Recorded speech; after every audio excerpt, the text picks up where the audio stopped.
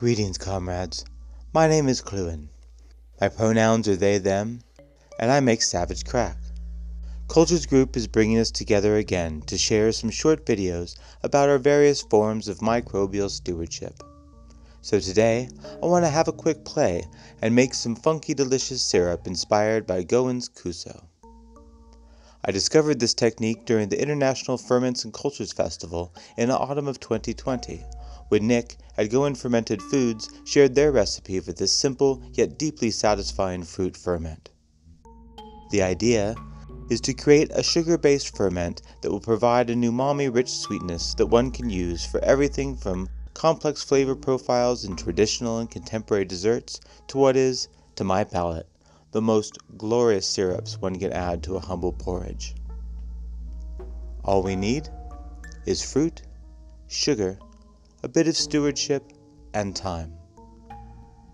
As I'm recording this, it's damson season in Ireland, so I'm going to experiment with those that we've gathered near the Burren College of Art, along with some early autumn apples from Annie Nolan's farm. Damsons are high in tannins and can make a good wild wine, something that may come in handy later. However, they do have a stone that could impart some strong bitter flavors. As I've never tried this particular combination, I don't know if the sugar content in this ferment is enough to balance those harsher notes. So I'm going to remove about half the stones, just to be sure.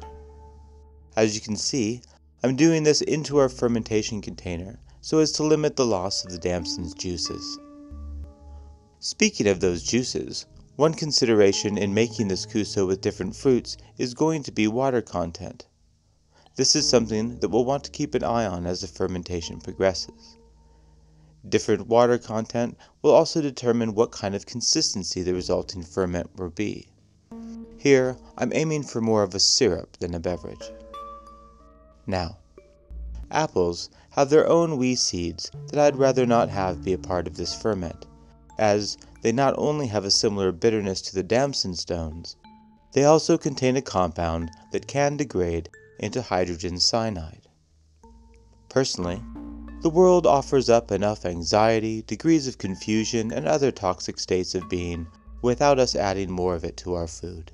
So, though the cores will remain part of our ferment, the seeds will not. The ratio I'm using here couldn't be easier. It's equal parts fruit to sugar. I'm going to give this a fermentation time of around 3 months. Now, I've weighed my combined fruit, which has had a fair bit of exposed surface area from the de-seeding and chopping, and this should help things get moving. In the past, I've observed noticeable fermentation starting as early as a couple of hours. To this, I'm adding the same weight in sugar. You may have also noticed I added some juniper berries. I feel the flavor dances well with members of the Rosaceae family, which both damsons and apples belong, and why not play with some friendly flavors? As mentioned, this ferment will definitely need a bit of stewardship at the beginning, though, to my mind, don't most of our crocks and jars?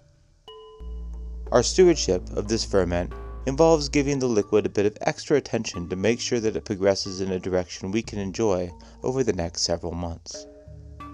Should it need a bit more liquid, I'll make up a simple syrup by combining equal parts sugar and water. My previous experiments with this have been lovely, a favorite being a combination of elderberry and pear. The fermentation gives the flavor profile of the fruits a deeper complexity and a hint of funk. It's wildly Moorish, and I'm certain there are boundless combinations and applications for you to explore. Well, there we have it, beautiful people, the quick basics of setting up a Cuso for its journey into becoming something wonderful. Remember, once you've made your syrup, unless you're going to use the pulp like a jam, there's still more potential fermentation for your fruit. I've had great success feeding the pulp a bit of wild yeast in a medium of sugar water. I then allowed that to turn to alcohol, and then with some more time and oxygen, a delicious vinegar. The process has even given me some lovely scobies. But perhaps that's a discussion for another time. Until then, please, keep feeding the spirit, and ferment for life. Ciao for now.